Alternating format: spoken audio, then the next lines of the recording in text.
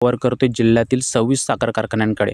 राज्यातील सर्वाधिक 568 कोटी रुपये एफ-आर-पी थकलेली आहे आणि सविस्तर समजून घेतोयच. आता जिल्ह्यातील 33 पैकी आपण पाहाल नोव्हेंबर-डिसेंबरमध्ये एका साखर कारखान्याचा, तसेच 22 साखर कारखान्यांचा फेब्रुवारीत, तसेच 7 कारखान्यांचा जानेवारीत आणि 2 कारखान्यांचा मार्चमध्ये गाळप हंगाम पूर्ण झाला.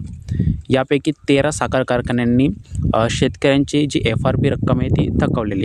तर त्या प्रकरणात आपल्याला पाहायला मिळते की ऊस दर नियंत्रण आदेश 1966 मधील जी तरतूद आहे, त्या तरतुदीनुसार साखर आयुक्तालयांकडून साखर कारखान्यांना नोटिसा बजावण्यात आल्या आणि तरी देखील शेतकरी बांधवांना ती रक्कम प्राप्त झालेली नाही आहे. प्रामुख्याने 60% कमी जी एफ-आर-पीची दिल्याचे प्रकरण आहे, त्या 13 कारखान्यांचा यामध्ये समावेश आहे. कोणते ते कारखाने आहेत लगेचच समजून घेतोय, कारण की उद्या सुनावणी होणार आहे. आपल्याला देखील सविस्तर अपडेट समजलं पाहिजे. ठीक आहे. तर